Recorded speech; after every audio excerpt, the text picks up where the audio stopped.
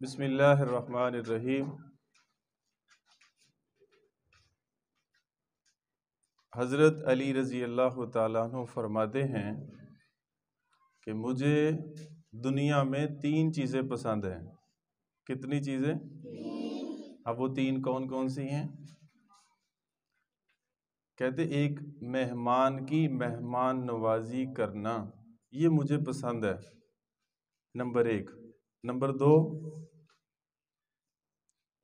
2 یہ ہے کہ سامنے والا جو میرے سامنے ہے اگر وہ مومن نہیں ہے، مسلمان نہیں ہے، وہ اللہ کا اور اللہ کے نبی کا دشمن ہے، تو اس کے ساتھ جنگ کرنا اور میری تلوار سے اس کی میں گردن کو اڑا دوں، اور یہ کہتے ہیں کہ مجھے پسند ہے۔ 2 ہوگی۔ اور تیسرا فرمایا کہ سخت گرمی ہو اور سخت گرمی کی حالت میں روزہ رکھنا، یہ مجھے دنیا میں پسند ہے۔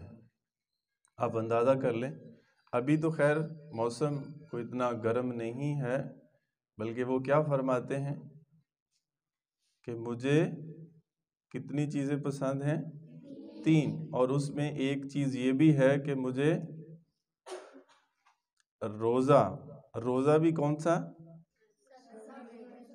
گرمیوں کا، سخت گرمی والا روزہ۔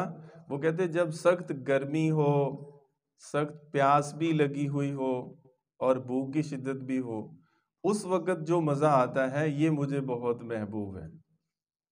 اور ہمارے یہاں کیا ہوتا ہے؟ وہ کہتے سحری انہی دبا کے کرو کہ روزہ نہ لگ جاوے۔ ہوتا ہے ایسے؟ کہتے یہ 3-4 جو پراٹھے بنے ہوئے ہیں نا، یہ بھی سارے کھا لو، جو آیا ہے سب کھا لو، تاکہ کیا ہے کہ بھوک محسوس نہ ہو۔ یہاں پہ بہت سارے علماء نے یہ بیان کیا ہے کہ وہ روزہ ہی نہیں ہے کہ جس میں بھوک محسوس، جس میں پیاس کی شدت محسوس نہ ہو۔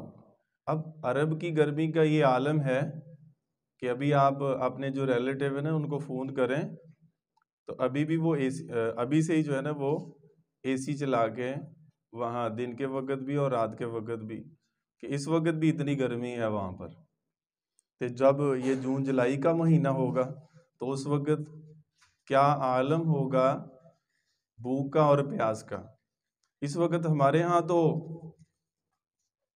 قدرے جو ہے نا وہ موسم بہتر ہے۔ اب اس صورت میں بھی اگر روزہ نہ رکھے تو پھر جو ہے کیا کہا جا سکتا ہے؟ تو بہرحال نبی اکرم صلی اللہ علیہ وسلم کی حدیث میں نے کل پڑھی تھی، تو آپ نے فرمایا اس مہینے کی کچھ خصوصیتیں اور آداب ارشاد فرمائے ہیں۔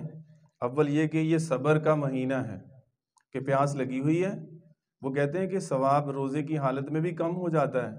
اگر وہ کہے کہ مجھے بڑی پیاس لگی ہوئی ہے، روزے کتنا ٹائم رہ گیا، ابھی میں نے بھوک بھی بڑی لگی، تو ایسے ہی ایک دوسرے کو کہنا تو یہ بھی کہتے ہیں کہ ثواب کو کم کرتا ہے، تو یہ نہیں کہنا چاہیے۔ تو یہ صبر کا مہینہ ہے، یعنی اگر روزہ وغیرہ میں کچھ تکلیف ہو تو اسے کہتے ہیں ذوق شوق سے برداشت کرنا چاہیے، شور شرابہ نہیں کرنا کہ ذوق اور شوق کے ساتھ، بلکہ وہ کہتے ہیں وہ روزہ تو روزہ ہی نہیں کہ جس میں بھوک نہ لگی ہو، جس میں جو ہے نا وہ پیاس کی شدت محسوس نہ ہو۔ تو یہ نہیں کہ مار داڑ ہول پکار جیسا کہ کچھ اکثر لوگوں کی گرمی کی رمضان میں عادت ہوتی ہے، اس طرح اگر اتفاق سے سحر نہ کھائی گئی ہو، یعنی کہ سحری، بعض دفعہ یہ ہوتا ہے نا کہ آنکھ نہیں کھلی، تو کچھ لوگ ایسے ہوتے ہیں کہ وہ بغیر سحری کیے بھی روزہ رکھ لیتے ہیں، لیکن پھر انہیں یہ نہیں کہنا چاہیے سارا دن وہ اسی کی تسبیح کرتے رہیں کہ میں دیکھا میں بغیر سحری تو روزہ رکھ لیا۔ تو اب آپ نے رکھا ہے تو بس اس کو آپ کو پتہ ہے کہ آپ نے سحری نہیں کی، اب سب کو بتاتے پھریں، سارے اسکول کے اندر ہی اعلان ہو، یا سارے گھر کے اندر ہی پتہ ہو، یا ساری فیملی کے اندر ہی کہ میں نے تو 30 میں سے 10 روزے ایسے رکھے ہیں کہ جس میں نے سحری نہیں کی، اس کا مطلب کہ یہ اپنے ثواب کو ضائع کر رہا ہے۔ تو ثواب تو روزہ تو رکھا ہے ثواب کی نیت سے، اللہ کی خوشنودی کے لیے، اللہ کو راضی کرنے کے لیے اور جنت کی طلب کے لیے۔ اور فزیکلی فائدہ کیا ہے؟ وہ کہتے ہیں کہ جو بندہ پورے رمضان کے مہینے کے روزے رکھتا ہے، اس کی ساری باڈی جو ہے نا وہ کینسر سے اس کی حفاظت ہو جاتی ہے۔ خاص طور پر جو معدے کا کینسر ہے، اس سے اس کی حفاظت ہو جاتی ہے۔ یعنی جب وہ خالی رہتا ہے تو اسے پھر جو ہے یہ ڈاکٹر حضرات یہ کہتے ہیں کہ یہ ایک تحقیق، ایک ریسرچ آئی، اس پہ مزید پھر کسی دن بات کریں گے۔ تو اس طرح اتفاق سے سحر نہ کھائی ہو تو صبح ہی سے روزے کا سوگ شروع ہو جاتا ہے، صبح 9-10 بجے ہی کام شروع ہو جاتا ہے۔ نہیں، اگر اس اتفاقاً ایسا ہو گیا، اسی طرح رات کی تراویح اگر دقت ہو تو اس کو بڑی بشاشت سے برداشت کرنا چاہیے، اس کو مصیبت اور آفت نہ سمجھیں کہ یہ بڑی سخت محرومی کی بات ہے۔ ہم لوگ دنیاوی معمولی اغراض کی بدولت کھانا پینا، راحت و آرام سب چھوڑ دیتے ہیں، تو کیا رضا الہی کے مقابلے میں ان چیزوں کی کوئی وقت ہو سکتی ہے؟ پھر ارشاد ہے کہ یہ غمخواری کا مہینہ ہے، جیسے وہ پیچھے میں نے بتایا کہ یعنی غربا مساکین کے ساتھ اچھا ان کے ساتھ برتاؤ کرنا، ان کی مدد کرنا، ان کی ہیلپ کرنا، پتہ کرنا کہ ہمارے محلے کے اندر اگر کوئی فرض کریں سحری کی اپروچ میں نہیں ہے، افطاری نہیں کر سکتا، تو اب اس کی مدد کی جائے تاکہ اس کا بھی ثواب حاصل کرنے کی کوشش کی جائے۔ اگر 10 چیزیں اپنی افطاری کے لیے تیار کی ہیں تو کہتے 2-4 چیزیں، ویسے تو بہتر تو یہ ہے کہ جو آپ نے اپنے لیے بنایا ہے وہی جو ہے وہ جس کو دینا ہے تو اس کو بھی اس میں سے ہی حصہ دیا جائے، یہ تو اعلیٰ درجہ ہے۔ یا تو یہ ہے کہ اگر آپ نے 10 چیزیں بنائی ہیں تو کم از کم 2-3 چیزیں تو ان لوگوں کو تو بھیج دینا آپ۔ تو ورنہ اصل تو یہ ہے کہ اس کے لیے اپنے سے افضل نہ ہو، مساوات ہی غرض جس قدر بھی ہمت ہو سکے اپنے اس افطار و سحر کے کھانے میں غربا کا حصہ بھی ضرور رکھنا چاہیے۔ امت کے لیے عملی نمونہ اور دین کے ہر جز کو اس قدر واضح طور پر عمل فرمایا ہے کہ اب ہر نیک کام کے لیے ان کے شاہراہ عمل کھلی ہے۔ تو یہ چند ایک واقعات ہیں، ان میں سے ایک واقعہ آپ نے بھی سنا ہوگا کہ یہ رمضان کے مہینے کے اندر ایک جنگ تھی، اس کا یہ واقعہ ہے۔ ایک واقعہ لکھتا ہوں، کہتے ابو جہم رضی اللہ تعالیٰ عنہ کہتے ہیں یرموک کی لڑائی میں اپنے چاچا زاد بھائی کی تلاش کرنے نکلا، تو وہ جنگ کے میدان میں، کیونکہ جب لڑائی کرتے ہیں تو اس وقت اس دور کے اندر تلواروں سے، نیزے سے، اس طرح کی چیزوں سے جو ہے نا وہ جنگ ہوتی تھی اور لوگ زخمی بھی ہو جاتے تھے، کچھ مارے بھی جاتے تھے، مسلمان شہید بھی ہوتے تھے۔ تو وہ کہتے ہیں کہ میں مشکیزہ لے کر، گرمی بھی تھی اور مطلب یہ اسعار کی قربانی کی بات ہے، یہ غالباً رمضان کا نہیں ہے، رمضان کے آگے پیچھے کا ہے یہ واقعہ۔ اس خیال سے کہ پانی کا مشکیزہ بھی لے گیا، اس میں کچھ رمق باقی ہوئی تو پانی پلا دوں گا۔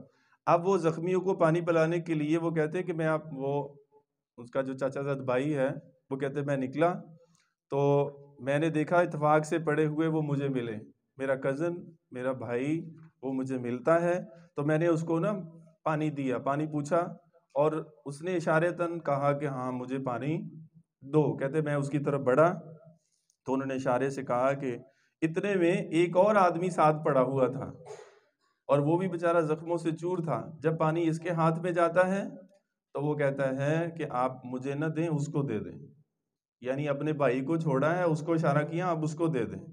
تو وہ ساتھ والے کے پاس جاتا ہے تو اس کے ساتھ کچھ ایک زخمی تیسرا آدمی اور پڑا ہوا تھا، تو اب وہ بھی اسی طرح پیاس کی شدت میں کرا رہا تھا، تو اس نے دوسرے نے اشارہ کیا تیسرے کے پاس کہ آپ اس کو دو پانی۔ تو وہ کہتا ہے کہ میں جب تیسرے کے پاس پہنچتا ہوں، تو ابھی میں پہنچا نہیں تھا، تو یوں ہی میں پہنچتا ہوں اس کے پاس تو وہ شہید ہو چکا ہے۔ جب دوڑ کے پہلے کے پاس دوسرے کے پاس آتا ہوں تو وہ بھی جام شہادت نوش کر چکا ہے۔ جب میں اپنے بھائی کے پاس آتا ہوں تو وہ بھی اللہ کے دربار میں حاضری دے چکا ہے. یعنی وہ کہتے ہیں ایک دوسرے کی خاطر جو ہے نا وہ انہوں نے جان دے دی ہے، لیکن اپنے سے دوسرے کو موت کے وقت بھی کس کو ترجیح دے رہے ہیں؟ اپنے مسلمان بھائی کو. کہ حضور پاک صلی اللہ علیہ وسلم نے ایسی محنت کی، ایسا بھائی چارہ بنایا کہ دوسرے کی خیر خواہی کرتے تھے. اور آج ہم دیکھ لیں، ہم کہتے ہیں کہ نہیں، فائدہ اپنا، نقصان دوسرے کے کھاتے میں. لیکن سبق یہی ہے کہ آج سے جو 1400 سال پہلے ہمیں دیا گیا کہ اگر اس سنت کے مطابق اگر ہم چلیں گے تو ہمارا فائدہ ہوگا.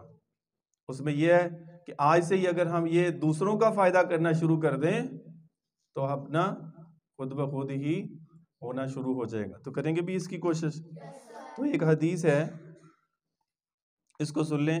حضرت ابو ہریرہ رضی اللہ تعالیٰ عنہ نبی اکرم صلی اللہ علیہ وسلم سے نقل کرتے ہیں کہ میری امت کو رمضان شریف کے بارے میں 5 چیزیں مخصوص طور پر دی گئی ہیں. کل بھی میں نے بتایا تھا کہ جو ایڈوانٹیج حضور پاک صلی اللہ علیہ وسلم کی امت کو ملے ہیں پہلی قوموں کو نہیں ملے، کہ جب افطاری کی ہے اسی وقت ساتھ ہی روزہ بھی شروع ہو گیا.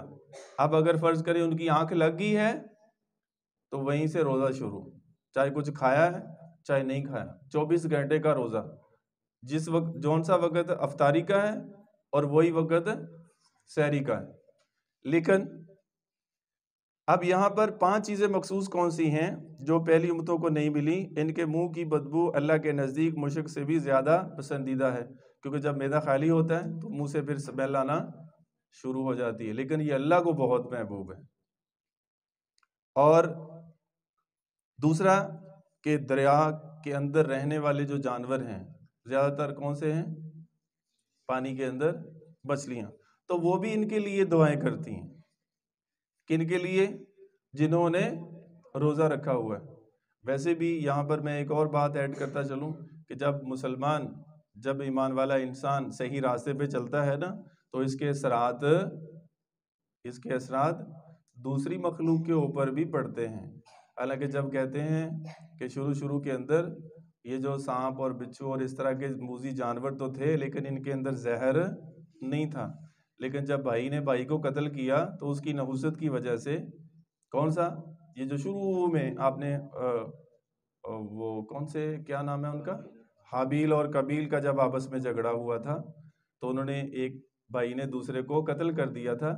اس کی نحوست کی وجہ سے وہ کہتے ہیں کہ سانپ کے اندر یا بچھو کے اندر جو ہے وہ ان کے اندر جو ہے نا وہ زہر پیدا ہو گیا اس کے اس اثرات کی وجہ سے.